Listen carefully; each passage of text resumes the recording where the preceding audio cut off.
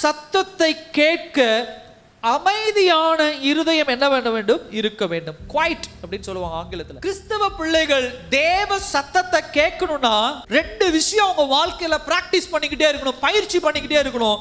முதலாவது விஷயம் என்னன்னா அமைதலா இருப்பது. ரெண்டாவது விஷயம் என்னன்னா சைலன்ஸ்.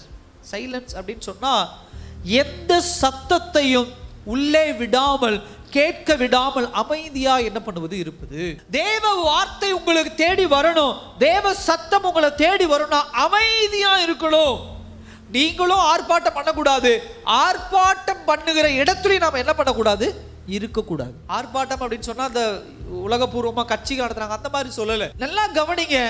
தேவ சத்தத்திற்கு மாற்றாக, தேவ சத்தத்திற்கு எதிராக எங்க சத்தங்கள் எழுப்பி கொண்டு இருக்கிறதோ அந்த இடத்துல உங்களை காதுகளை தீவிரமா வச்சிருக்கிறீங்க, உங்க இருதயத்தை அதுக்குள்ள போட்டு அலட்டி கொண்டு இருக்கிறீங்க அப்படின்னு சொன்னா தேவ சத்தத்தை உங்களால் என்ன பண்ண முடியாது? கேட்க முடியாது. அல்லேலூயா.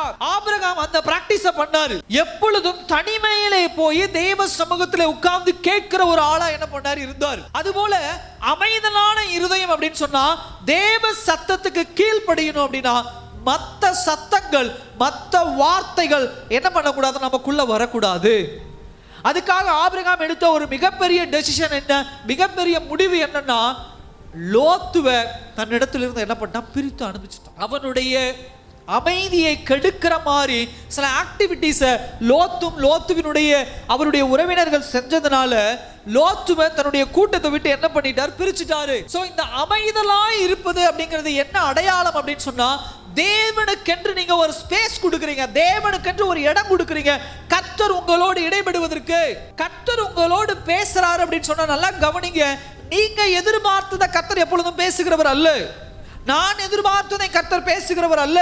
இல்ல என்னை சுற்றி சொல்லிக் கொண்டிருக்கிற வார்த்தைகள் குறித்து ஆண்டவர் பேசுறவர் கிடையாது. சுத்தி உட்காந்துட்டு இதை செய்ய, அதை செய்ய, அதை வாங்கு, இதை வாங்கு, இதை வாங்கு, இப்படி வியி, இதை வித்துரு, இந்த இடத்துக்கு போ, இந்த இடத்துக்கு வா, இந்த வேலைக்கு போ, இந்த வேலைக்கு வா, இவ்வளவு சம்பாரி, இப்படி பண்ணு, அப்படி பண்ணுன்னு சொல்லி உங்களுடைய இருதயத்தை அமைதலா இருக்க விடாமல் யாரெல்லாம் தொந்தரவு பண்ணிட்டு இருக்கிறார்களோ அவர்களிடத்திலிருந்து நீங்க என்ன பண்ணணும்? கொஞ்சம் தூரம் பிரிஞ்சு வந்துரும்னா அந்த சத்தத்தை தவிர்க்கிற பிள்ளைகளா என்ன பண்ணணும்? இருக்கணும். கர்த்தர் பேசுவதற்குண்டான இடத்தை கொடுக்கும் பொழுதுதான் தேவன் நம்மை குறித்து என்ன திட்டம் வைத்திருக்கிறார், தேவன் நமக்குண்டான பிளான் என்ன வச்சிருக்கிறார் புரிந்து கொள்ள முடியும். இவர்களுடைய சத்தத்தை உங்க இருதயத்துக்குள்ள அனுமதிச்சிட்டீங்கன்னா அது உள்ளுக்குள்ள மிகப்பெரிய கலவரமா மாறிடும்.